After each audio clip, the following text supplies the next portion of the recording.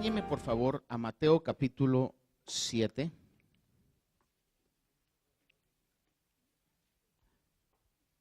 Cuando usted lo tenga, me deja saber diciendo amén.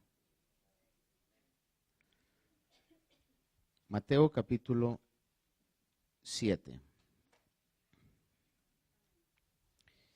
Quiero que leamos el versículo 28 y 29. Mateo 7, 28 y 29.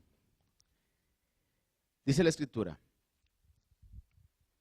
Cuando Jesús terminó estas palabras, las multitudes se admiraban de su enseñanza, porque les enseñaba como uno que tiene autoridad y no como sus escribas.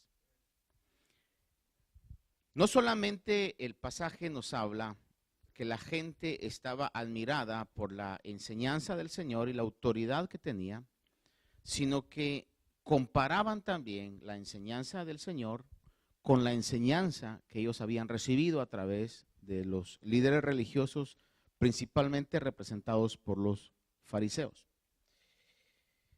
La palabra autoridad es sinónimo de poder, de una capacidad que se tiene para poder desarrollar algo. De hecho, cuando alguien es muy diestro en alguna rama, por ejemplo en la medicina, es el mejor médico en su área, se le dice es una autoridad, por ejemplo en cardiología, o es una autoridad en la medicina infantil. Cuando alguien maneja una área de trabajo, por ejemplo, un abogado, dicen, es una autoridad en las leyes corporativas o es una autoridad en las leyes de inmigración. Es decir, el concepto implica que se tiene una capacidad para poder hablar, para poder hacer lo que se hace. Sobre esa idea, está la gente escuchando a Jesús y dice que se asombraban por la autoridad en que él enseñaba y lo comparaban y dicen, él no enseña igual que como enseñan los fariseos. El versículo 24, en Juan capítulo número 12, Juan capítulo número 12, versículo 49 al 50, nos da la clave del por qué el Señor tenía esa capacidad o esa autoridad. Dice en Juan 12, 49, 50, porque yo no he hablado por mi propia cuenta, sino que el Padre mismo que me ha enviado me ha dado mandamiento sobre lo que he de decir y lo que he de hablar, y sé que su mandamiento es vida eterna. Por eso lo que hablo, lo hablo tal como el Padre me lo ha dicho. Aclara que la autoridad, la capacidad que Jesús tenía era porque él no estaba diciendo nada que viniera de su propia iniciativa, sino que él estaba diciendo lo que Dios le había dicho que dijera. Lo estaba transmitiendo, entonces tenía una autoridad directamente de Dios, directamente del cielo.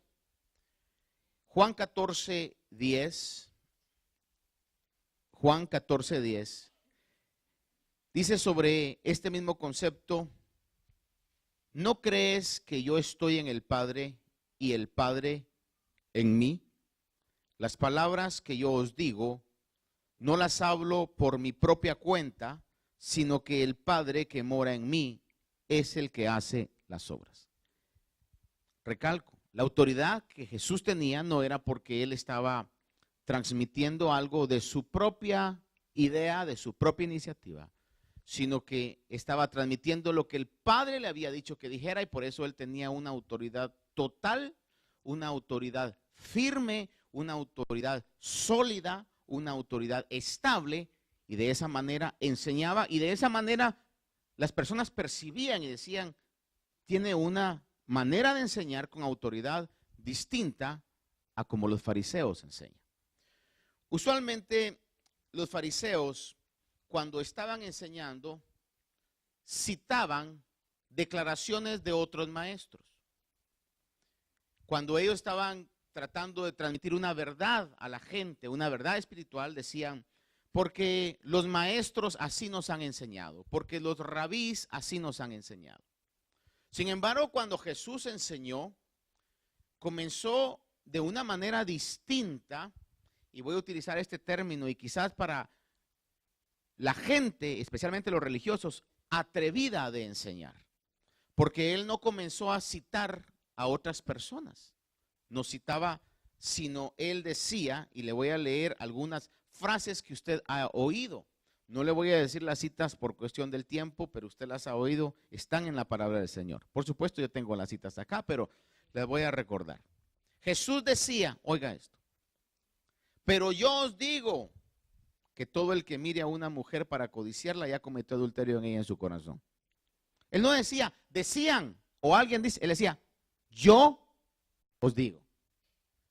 Pero yo os digo, no juréis de ninguna manera, ni por el cielo, ni por el trono de Dios. En otra oportunidad dijo, pero yo os digo, amad a vuestros enemigos y orad por los que os persiguen. También dijo, y yo os digo que de toda palabra vana que hablen los hombres darán cuenta de ella en el día del juicio. Dijo, yo os digo, no temáis a los que matan el cuerpo y después de esto no tienen nada más que puedan hacer.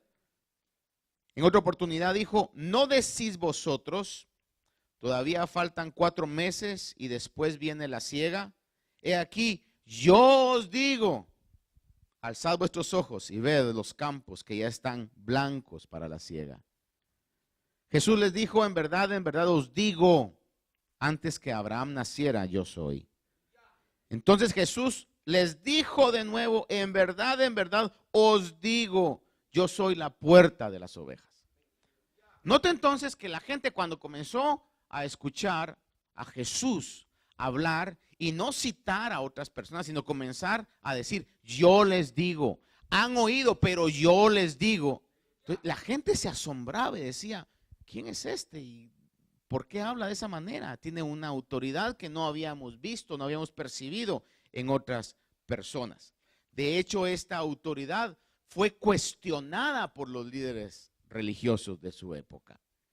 En Mateo capítulo 11, versículo 27 al 28, Mateo 11, versículo 27 y 28, dice, llegaron de nuevo a Jerusalén y cuando Jesús andaba por el templo se le acercaron los principales sacerdotes, los escribas y los ancianos y le dijeron, ¿con qué autoridad haces estas cosas?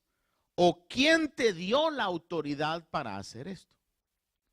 Cuando habla que llegaron los principales sacerdotes, los escribas y los ancianos, es decir que llegó un grupo, una comitiva, una delegación de gente importante. Estamos hablando del gobierno, le estaba diciendo, ¿con qué autoridad haces estas cosas? Porque de una u otra manera estaba revolucionando la enseñanza que el pueblo estaba recibiendo.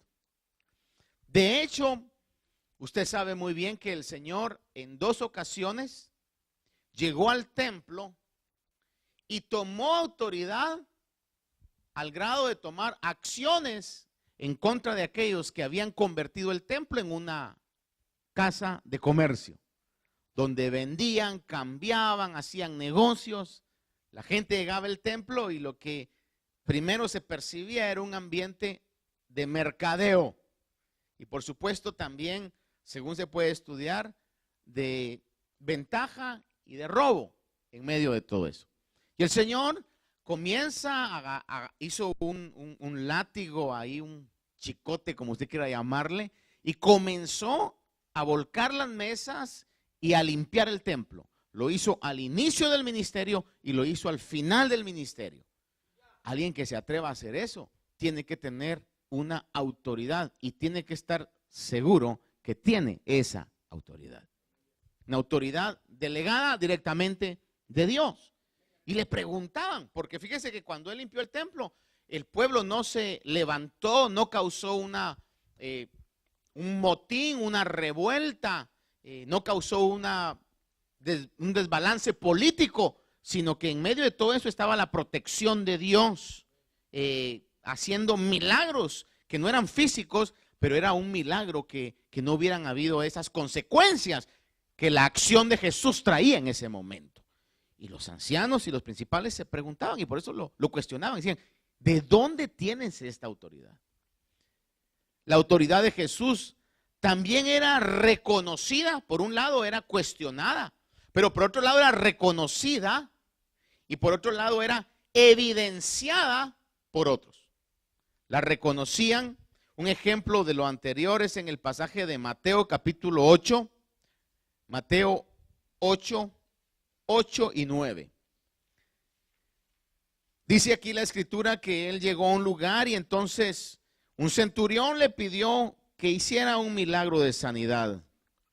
Dice, pero el centurión respondió y dijo, Señor, yo no soy digno de que entres bajo mi techo.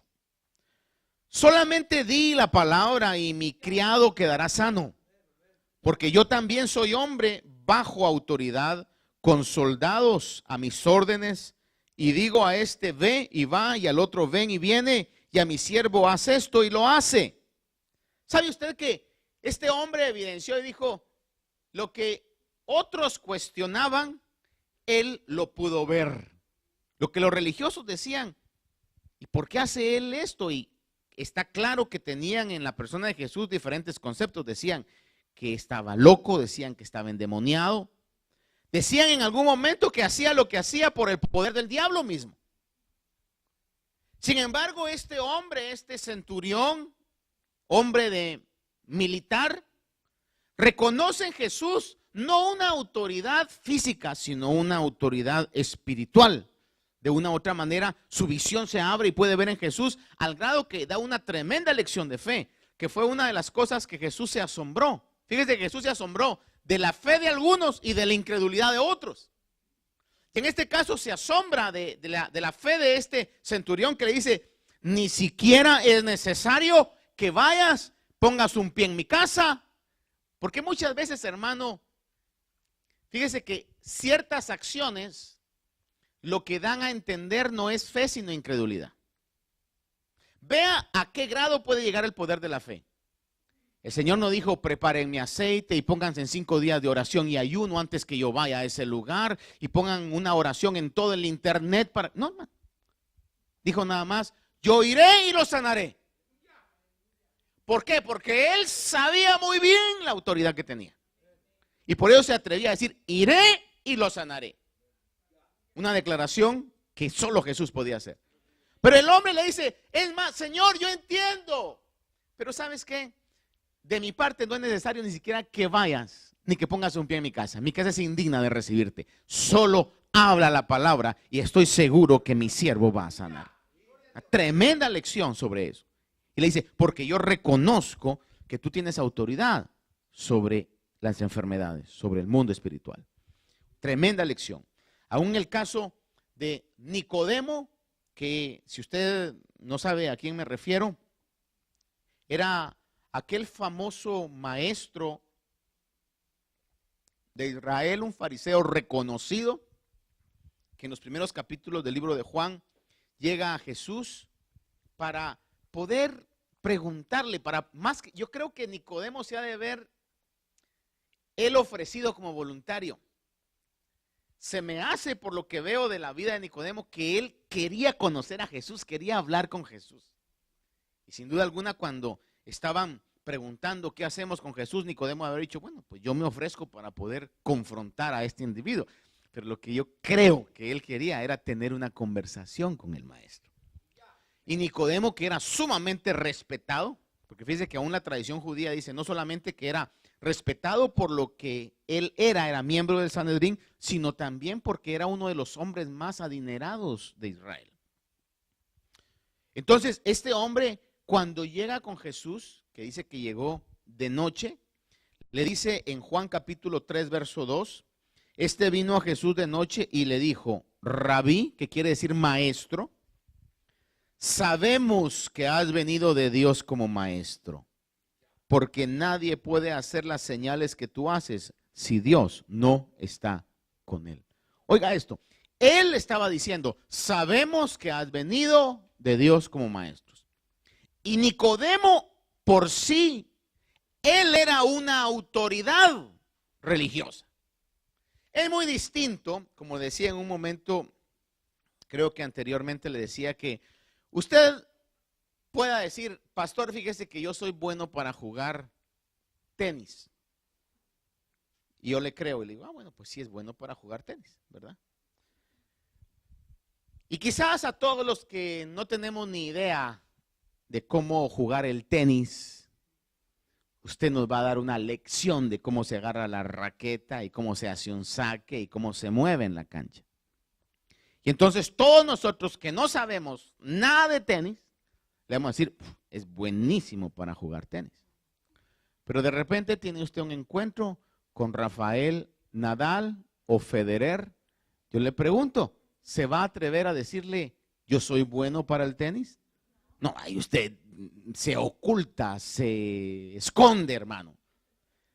De igual manera, que de Nicodemo viniera la expresión y el reconocimiento significaba muchísimo. No sé si él estaba diciendo la verdad total, que todos reconocían eso, lo dudo. Yo creo que era él el que reconocía eso y estaba exteriorizando lo que él sentía. Pero le reconocía a Jesús la autoridad que él tenía. Y lo marca de una manera simple y de una manera sencilla. ¿Por qué reconocemos que tienes autoridad? Porque nadie puede hacer las obras que tú haces si Dios no está con él. Hermano, lo dijo tan claro para que ninguno de nosotros nos perdamos. La palabra de Dios claramente dice que por sus frutos se conocerán. Fíjese aquí que la autoridad era reconocida por muchos, era cuestionada por otros. Por esa misma autoridad el Señor tomó la acción de limpiar el templo. Ahora, quiero que vaya conmigo al Evangelio de Marcos, capítulo 1, versículo 21 al 28. Marcos 1, 21 al 28. Leo y dice, entraron en Capernaum y enseguida en el día de reposo, entrando Jesús en la sinagoga, comenzó a enseñar. Oiga la frase y oiga que indica que estaba enseñando en la sinagoga. Y se admiraban de su enseñanza porque les enseñaba como quien tiene autoridad y no como los escribas. Y he aquí estaba en la sinagoga de ellos un hombre con un espíritu inmundo, el cual comenzó a gritar diciendo, ¿qué tenemos que ver contigo, Jesús de Nazaret? No sé si lo digo con una voz tenebrosa y macabra, como usualmente pues lo ponen, ¿verdad? Quizás, si usted me permite, le debe haber dicho, ¿qué tenemos que ver contigo? No se haga ideas, no estoy yo. Y le dice, ¿has venido a destruirnos? En otras palabras, no era uno nada más, sino quizás habían varios ahí alojados en la vida de esta persona. Y le dice, yo sé quién eres. Esa frase es impresionante. Yo sé quién eres. Y le dice, el Santo de Dios. Jesús lo reprendió y esto debemos de aprenderlo. Yo siempre he creído que uno de los modernos predicadores de hoy, si un demonio viene y públicamente reconoce y nos dice, yo sé quién tú eres, un siervo de Dios, capaz que le decimos, habla espíritu, sigue hablando. Porque somos tan gachos, tan malos en reconocer realmente que lo que somos, ¿verdad? Sin embargo, el Señor no recibía gloria de los demonios, ni quería ser auspiciado por los demonios, sino que inmediatamente cuando está en esa situación, lo reprende y le dice, cállate y sal de él. Entonces el espíritu inmundo causándole convulsiones, gritó a gran voz y salió de él. Y todos se asombraron de tal manera que discutían entre sí diciendo, ¿qué es esto? Causó una conmoción en la sinagoga. Dice, ¿qué es esto? Una enseñanza nueva con autoridad. Él manda aún a los espíritus inmundos y le obedecen. Y enseguida, dice, su fama se extendió por todas partes, por toda la región alrededor de Galilea. Aquí vemos entonces en acción la autoridad que Jesús tenía y que era reconocida. Ahora vea el punto aquí importantísimo. Era reconocida por el mundo espiritual. Le repito eso. Era reconocida por el mundo espiritual. Nicodemo lo reconoció. El centurión lo reconoció. Y muchos otros sin duda lo reconocían, pero no lo querían admitir. Pero lo más importante es que esa autoridad era reconocida por el mundo espiritual. Tanto ángeles como demonios. Era reconocida la autoridad de Jesús. ¿Cuánto le dan gloria al Señor? Porque solamente Él poseía esa autoridad. Ahora, ¿cómo alcanza el Señor esa autoridad? ¿O qué podemos nosotros imitar del Señor? Jesús inició su ministerio después del exitoso ministerio de otro hombre que tenía una autoridad sobrenatural. Me estoy refiriendo a Juan el Bautista. Un hombre que nació milagrosamente, decidió vivir una vida rara. Ver a Juan el Bautista debe haber sido impresionante. Es como ver a un hippie de los 70, pero en su máxima expresión, hermano. Con sandalias, un cinturón de cuero, hermano. Pelo largo. Comía una dieta, fue el primer vegan, hermano, una dieta de vegetales, diría yo, langostas. No crea que eran las langostas del mar, ¿verdad? Sino que eran ciertos animalitos, miel silvestre. Pero tenía una autoridad que a los religiosos los ponía en su lugar de una manera severa. Juan no andaba queriendo caer bien ni ser políticamente correcto. Juan, hermano, venía y les dijo en alguna oportunidad, generación de víboras, culebras y culebrones. ¿Quién les ha enseñado a huir de la ira? Hermano, y no le hacían nada, hermano. Y tenía tal autoridad que la gente recorría distancias grandes para ser bautizado por Juan en el Jordán. Y sepa, hermano, si usted ha visto, ha estado, que el Jordán no es un río bonito, hermano. No vaya usted, ay, el agua cristalina del Jordán. Dice que es el río que tiene la depresión fluvial más baja, dando a entender que es un lugar de humillación. Y la gente llegaba, bajaba al Jordán, hermano, para ser bautizados por Juan. Tenía una autoridad sobrenatural. Una autoridad sobrenatural. Y el Señor viene ahora a tomar su lugar. Y aunque Juan había dejado un precedente de autoridad, la autoridad del Señor iba a ser mayor que esa autoridad. Al grado que en Marcos, capítulo 1, versos 7 y 8, hablando acerca de Juan el Bautista, Juan el Bautista predicaba, dice Marcos 1, 7 y 8, y predicaba diciendo, tras mí viene uno que es más poderoso que yo, a quien no soy digno de desatar, inclinándome la correa de sus sandalias. Yo os bauticé con agua, pero Él los bautizará con Espíritu Santo. Él mismo dio testimonio de que Jesús iba a traer una autoridad mayor que la que Él tenía. Ahora, quiero dejarle en su corazón 3 elementos, no que sean todos, pero sí son importantes, que podemos nosotros reconocer en Jesús y de una u otra manera imitar en nuestra vida para poder alcanzar la autoridad que Dios quiera darnos como iglesia. Lo primero que Jesús realizó en base a esto es que el Señor Jesús fue guiado y se dejó guiar por el Espíritu Santo de Dios. It's very important, very convenient for us to be led by the Spirit of God. Muy importante para la iglesia de Cristo que el Espíritu Santo nos guíe en todas las cosas que nosotros realizamos.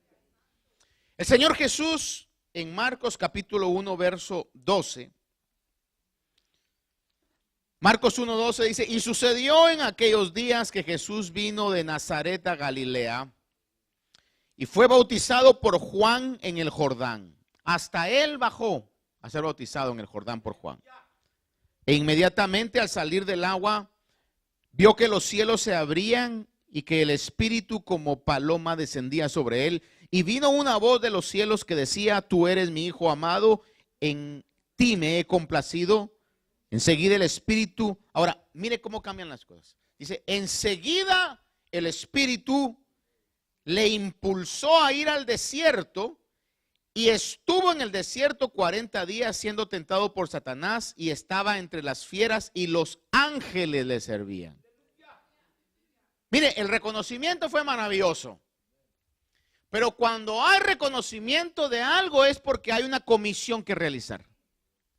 Y entonces el Espíritu lo guía, pero no lo guió al templo, no lo guió a una celebración, sino que dice que lo guió al desierto, donde estuvo 40 días para ser tentado por el diablo. De hecho, Mateo 4, versículo 1 y 2, le leo. Mateo 4, versículo 1 y versículo 2 dice: entonces Jesús fue llevado por el Espíritu al desierto para ser tentado por el diablo, y después de haber ayunado 40 días y 40 noches, tuvo hambre. No solo lo llevó al desierto, donde iba a estar en medio de fieras y del ataque del diablo, sino que iba a estar en ayuno. El Espíritu lo había guiado a esa etapa importante de su vida. Pero él se dejó guiar. No puso peros ni excusas. Sabía que el Espíritu, Dios que lo había reconocido, había enviado el Espíritu para que lo guiara. Y si el Espíritu lo iba a guiar al desierto él iba a ir. Si el Espíritu lo iba a guiar a la guerra iba a ir. Si el Espíritu lo iba a guiar al ayuno iba a ir. Ser guiado por el Espíritu implica tener una actitud de obediencia. Cuando somos obedientes a la guía del Espíritu, aún en el desierto, tentado en medio de fieras y en medio del mismo diablo, tendremos, oiga esto, aún en estos lugares, tendremos ministraciones angélicas. Se lo repito y le ruego que lo reciba en su corazón. Aún en los momentos o los lugares más oscuros y más temerosos, aún ahí, si somos guiados por el Espíritu de Dios, tendremos la ayuda de los ángeles de Dios que son reales. Es llevado por el Espíritu al desierto, pero no fue dejado solo. Tuvo la ayuda del cielo. La palabra de Dios claramente dice en el libro de Hebreos, hablando acerca de los ángeles, Hebreos 1:14 dice: ¿no son todos ellos ministradores enviados para servir por causa de los que heredan la salvación? Déjeme preguntarle, ¿cuántos de aquí nos consideramos herederos de la salvación? Literalmente que decimos, yo soy, por el sacrificio de Jesús, heredero de la salvación. Quiere decir que los ángeles tienen una comisión para cada uno de nosotros. Esa es una realidad, hermano, que no podemos estar con los ojos espirituales cerrados a esa realidad. Si no echamos mano de esa realidad, eso no quiere decir que no exista. Le voy a recordar la anécdota de aquel hombre que decidió tomar estudios y sus estudios le obligaban a que tomara un avión todos los meses, pero sus recursos eran limitados. Eso fue mucho tiempo antes.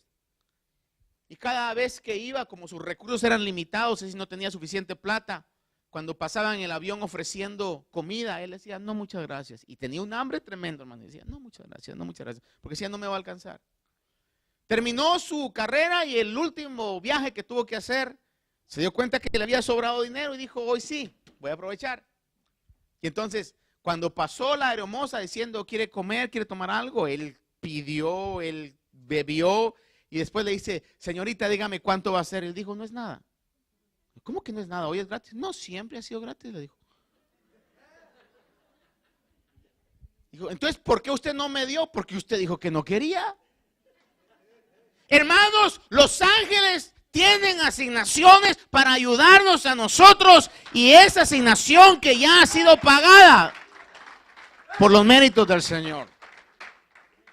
Pero podemos nosotros decir, no, pues yo no quiero, yo no necesito. Ah, bueno, yo sí necesito la ayuda del cielo. Yo hoy más que nunca necesito la ayuda de los ángeles de Dios que ministren fuerza, ánimo, energía, sabiduría, gracia, todos los recursos del cielo que están para nosotros, porque así lo dice la palabra del Señor. Son espíritus ministradores en favor de aquellos que heredan la salvación.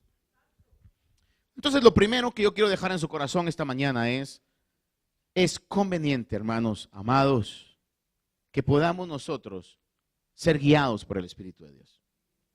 Que si el Espíritu nos indica y nos está llevando a ciertos estados de búsqueda o de hacer cosas, de lo que el Espíritu nos está diciendo, y obviamente es a través de su palabra, seamos nosotros obedientes a la voz del Espíritu.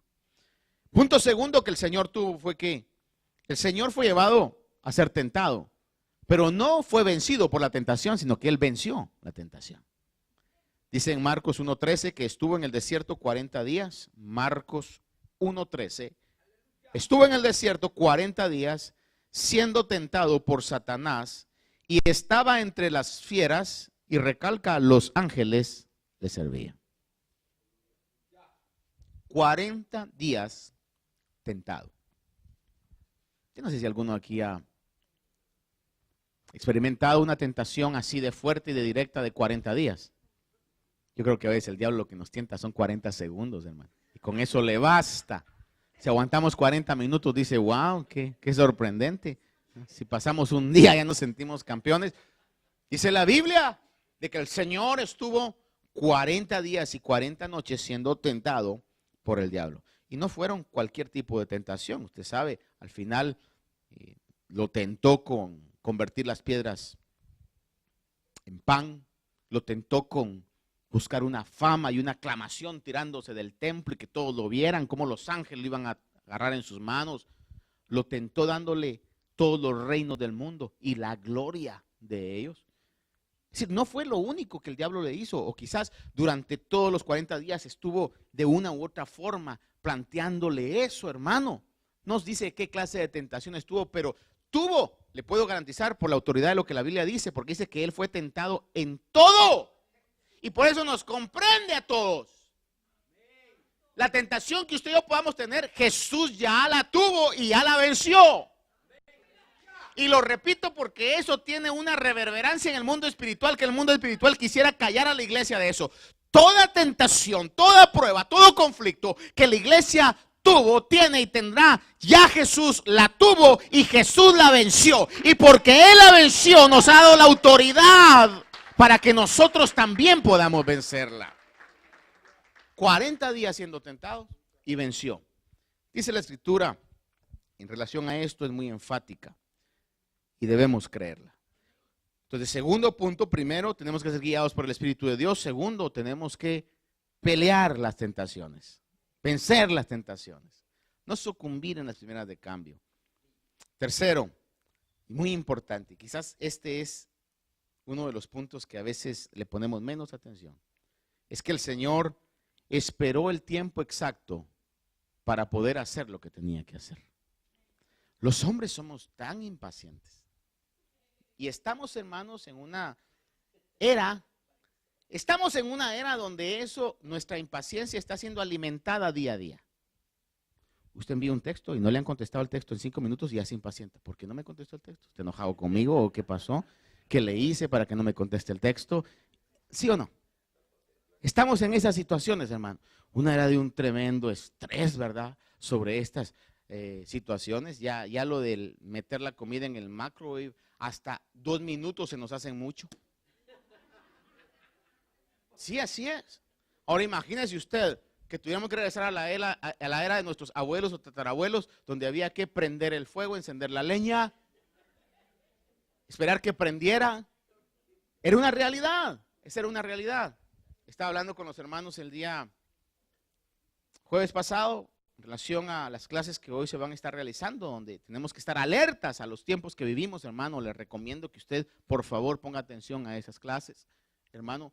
Y le decía que en el avance de la tecnología, nosotros hemos caído ya como subliminalmente y hemos sido envueltos por la tecnología. Ya muchos no manejan el efectivo como efectivo, sino manejan más plástico que efectivo.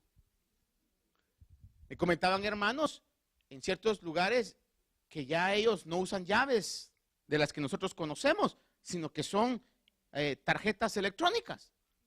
No necesitan ponchar, ¿verdad? Que es un americanismo, ¿verdad? Porque era punch in, ¿verdad? O punch out, pero ponché en mi trabajo, ¿verdad? Es decir, que usted llegó y metió una tarjeta, yo todavía utilicé ese tipo de tarjetas. Que, hermano, si no quitaba el dedo, también le marcaban el dedo ahí, ¿verdad? La tarjeta. Ahora no, ahora es todo electrónico, hermano. ¿Verdad? Entró y ya saben a qué hora llegó y a qué hora salió. Aún me decía una hermana, aún hasta para sacar copias. Todo está codificado. Y sabe que otra persona me dijo esto y realmente me hizo acelerar las palpitaciones. A una persona, un familiar, un hermano que trabaja en la ciudad, en un lugar de bastante prestigio, hermano, le dijeron que está pronto y que es conveniente para ellos poder dejar que ellos se pongan un chip. Y él conociendo, y repito esto, conociendo, repito una tercera vez, conociendo lo que la Biblia dice, él dice, si eso llega, hasta ahí llego. Y es la actitud correcta. El peligro grande es que hay una gran cantidad de gente que no conoce. Y que en cierto sentido puede caer diciendo, ¿y cómo paré yo aquí? ¿Y cómo paré ya marcado? ¿Cómo paré ya negando lo que un día supe? Hermanos, amados, como un paréntesis, hoy más que nunca tenemos que volvernos con todo nuestro corazón. Por eso quiero los miércoles que ustedes, los que puedan venir, vengan, me pregunten, me digan, hermano, ¿qué es lo que la Biblia dice acerca de esto? Para que crezcamos en un conocimiento de la palabra de Dios.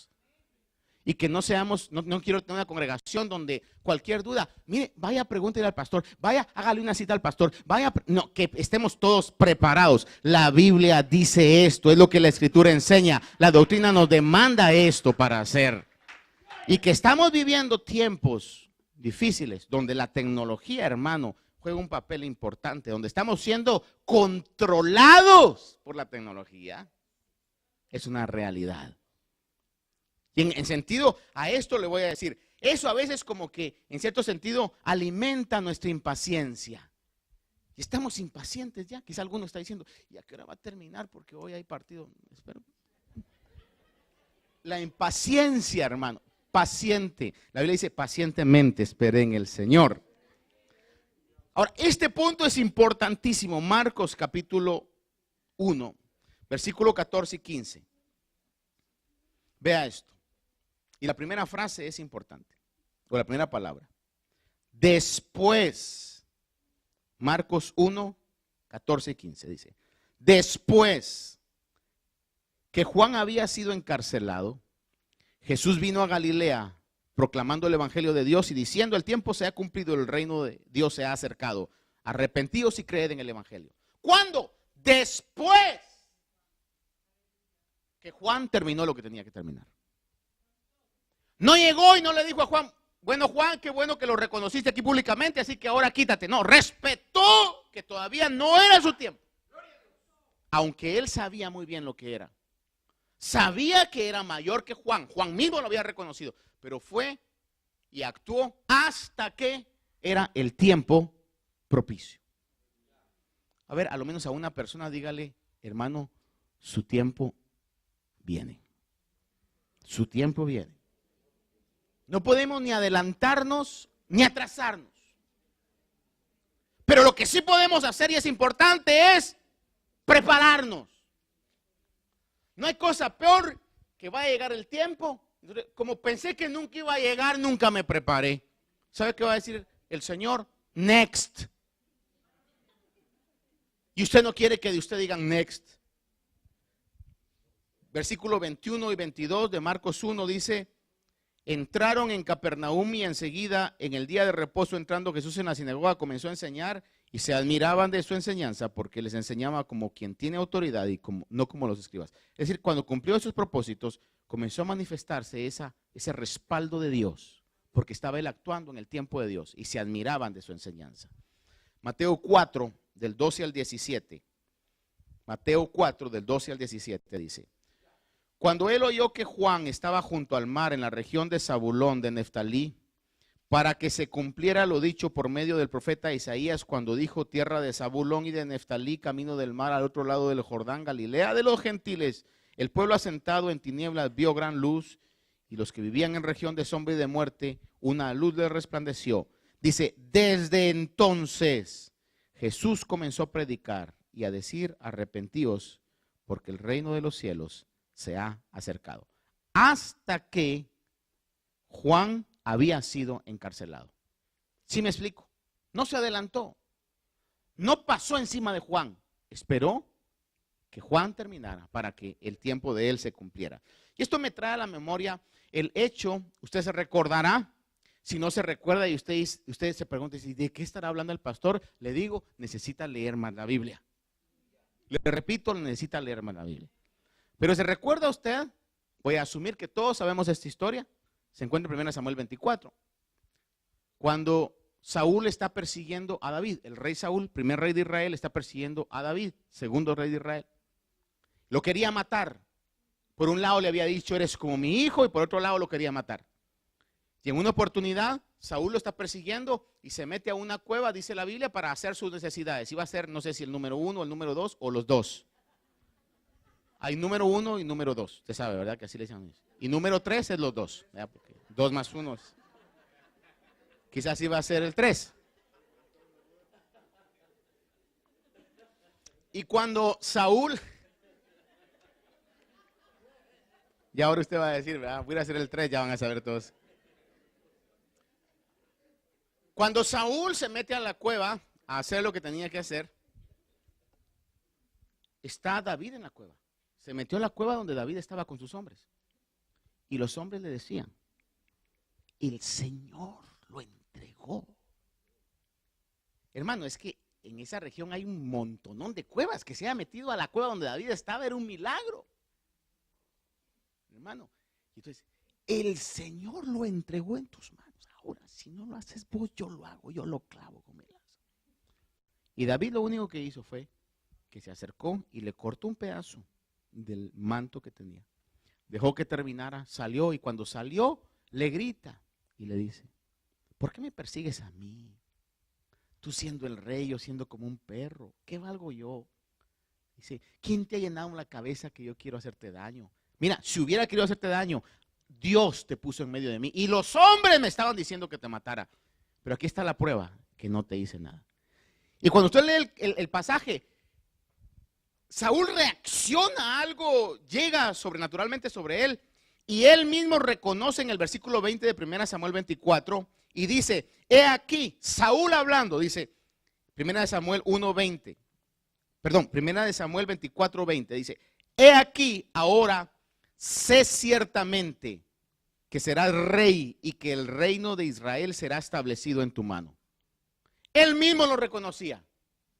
Pero sin embargo, usted no mira que David entonces haya desde ese momento tomado otra actitud, sino que esperó hasta que su tiempo llegara. Porque hay tiempos, hay tiempos establecidos por Dios. Jesús mismo lo dejó. 3 lecciones que quiero dejar en su corazón. Uno es: tenemos que ser guiados por el Espíritu de Dios. 2, hermano, muy importante, tenemos que vencer la tentación. 3, tenemos que esperar los tiempos que Dios tiene para nuestra vida. Si algo es lo que a veces martiriza más la vida, es la falta de paciencia. La falta de paciencia. Que Dios nos dé hoy una dosis de paciencia a cada uno de nosotros. Concluye entonces esta mañana.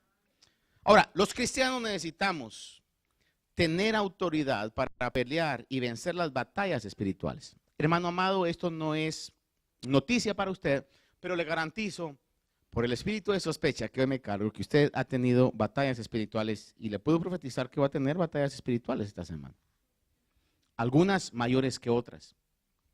Algunas que usted ya sabe, espera, otras que van a ser inesperadas. Pero todos vamos a tener que pelear batallas espirituales. Y las más difíciles son las batallas contra nosotros mismos. Las batallas personales que tenemos nosotros que ganar en nuestro ser interior. Y para eso necesitamos la autoridad del cielo. Necesitamos el respaldo del cielo.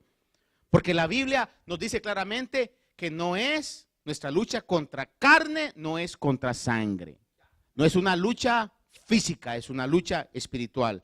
En Efesios 6:12 lo dice de esta manera. Le leo el versículo, usted lo sabe muy bien.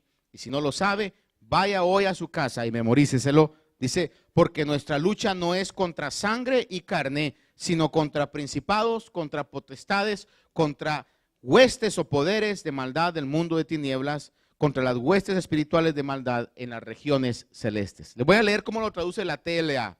Lo dice de esta manera. Porque no luchamos contra gente como nosotros. Oiga esto. Porque no luchamos contra gente como nosotros.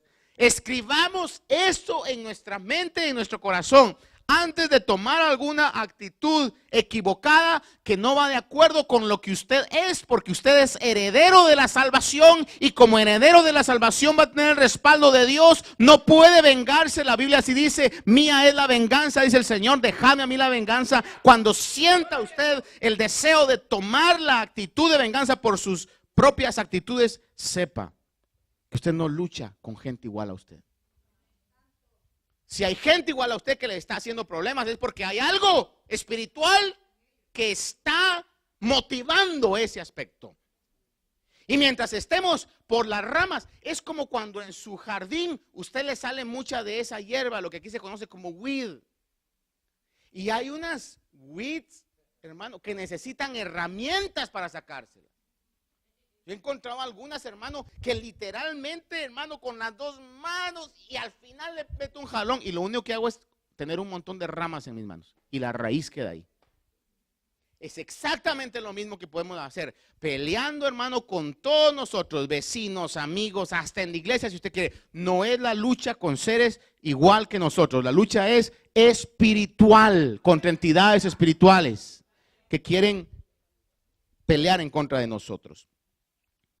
Dice, no es contra gente como nosotros, sino contra espíritus malvados que actúan en el cielo. Ellos imponen su autoridad y su poder sobre el mundo espiritual. Entonces, esa autoridad, ¿cuántos necesitamos esa autoridad? Yo la necesito, la autoridad espiritual. Esa autoridad espiritual para pelear y vencer las batallas espirituales la necesitamos. Y se va a manifestar en nuestras vidas. Uno, cuando seamos obedientes a la guía del Espíritu Santo.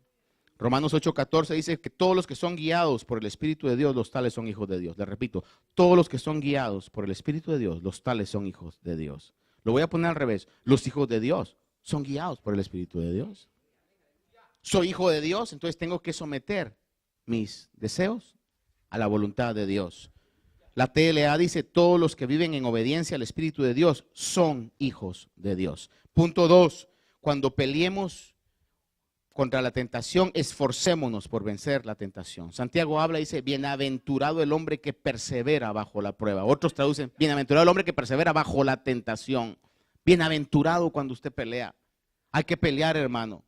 Romanos 6:12-13 dice, por tanto no reina el pecado sobre vuestro cuerpo mortal para que no obedezcáis a sus lujurias, ni presentéis los miembros de vuestro cuerpo para el pecado como instrumentos de iniquidad, sino presentaos vosotros mismos a Dios como vivos de entre los muertos y vuestros miembros a Dios como instrumentos de justicia. We have to fight against the world.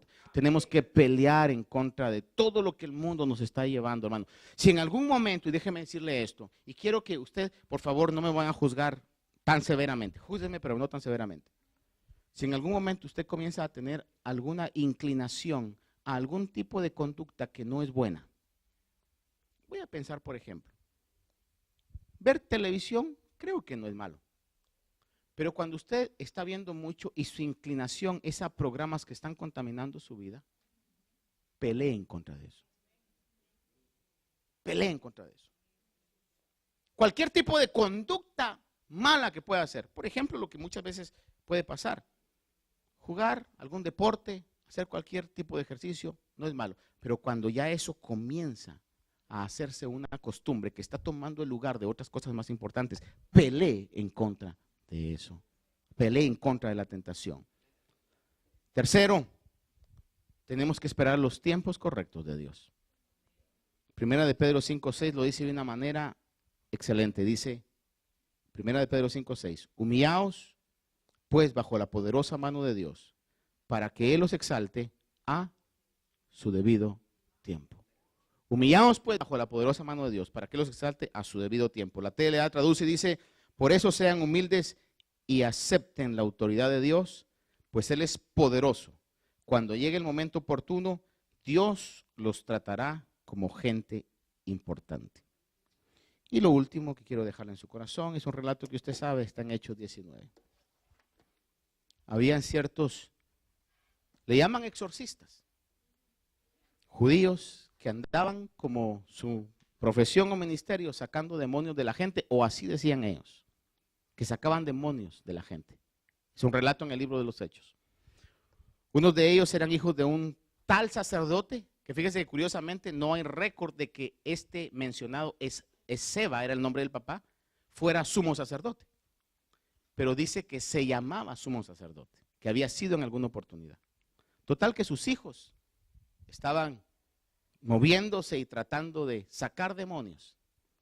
Hermano, y de repente se encuentran con uno, usted lo sabe, que era real. Ese sí estaba realmente endemoniado. Y cuando se manifiesta y les habló con la voz tenebré, les dijo, yo sé quién es Jesús. Yo creo que solo al oír esa voz ya que se les enchinó el cuero, hermano. Pero lo importante no es solamente quién es Jesús, porque bendito sea Jesús, Él es quien es y será quien es, el único, hermano. Pero lo impresionante es que dijo, y sé quién es Pablo. Es que ahí es lo que a mí me consuela. Porque ¿quién es Jesús? Ah, Jesús, nuestro bendito Jesús. Pero dijo, y sé también quién es Pablo. Y la pregunta que viene después, ¿y ustedes quiénes son? Tarde o temprano, no le voy a decir que se va a encontrar con uno de esos esta semana. Pero sí se va a encontrar con problemas, dificultades y cosas. Que en el mundo espiritual van a decir, yo sé quién es Jesús. Pero ¿sabrán quiénes somos nosotros? Estamos siendo guiados por el Espíritu de Dios. Estamos peleando en contra de la tentación. Estamos moviéndonos en los tiempos de Dios. Padre, te doy gracias. Esta mañana, Señor.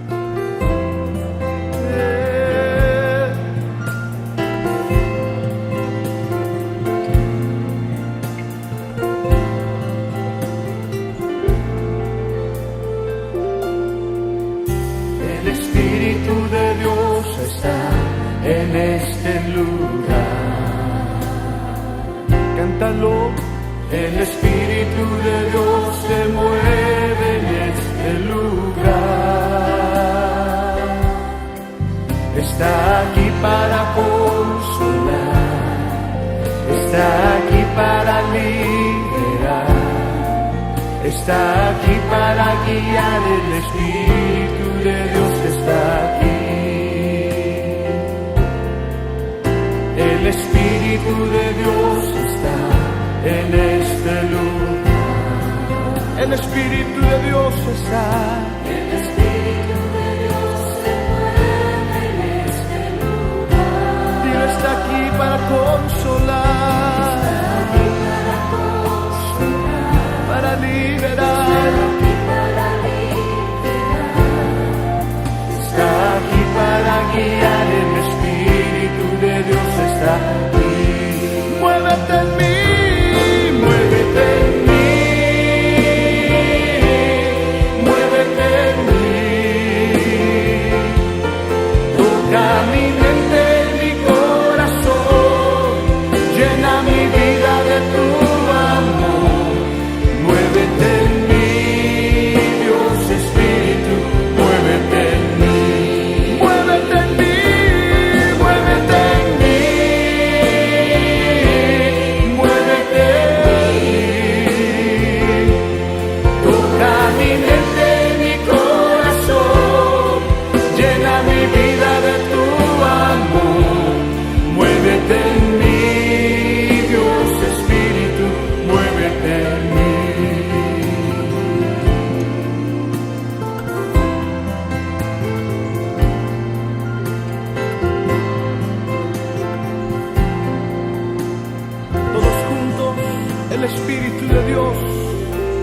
Espíritu de Dios está en este lugar.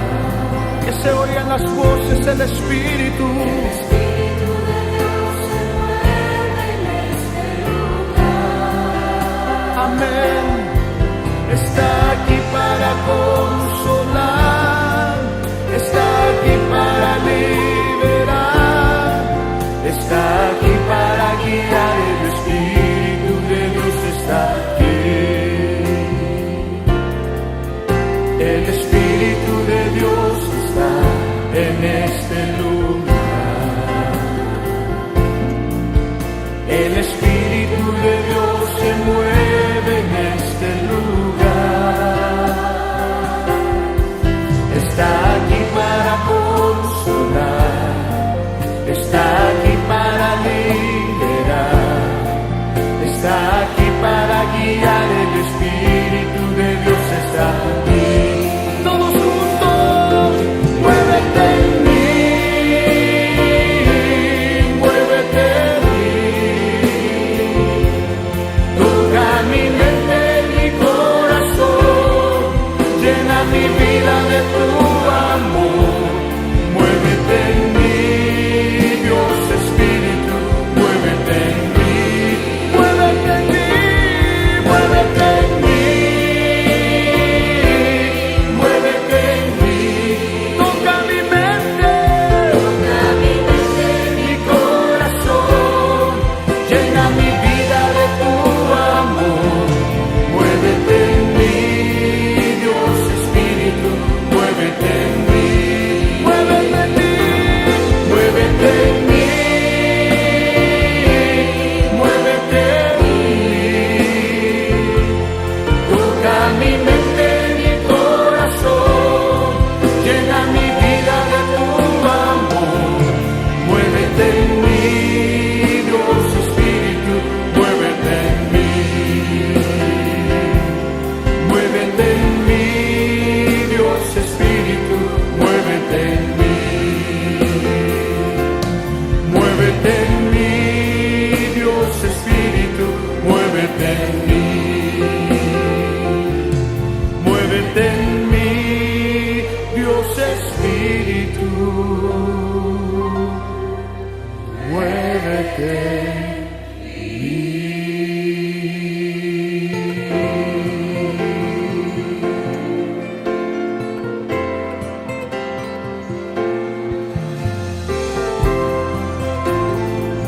Oh, sí.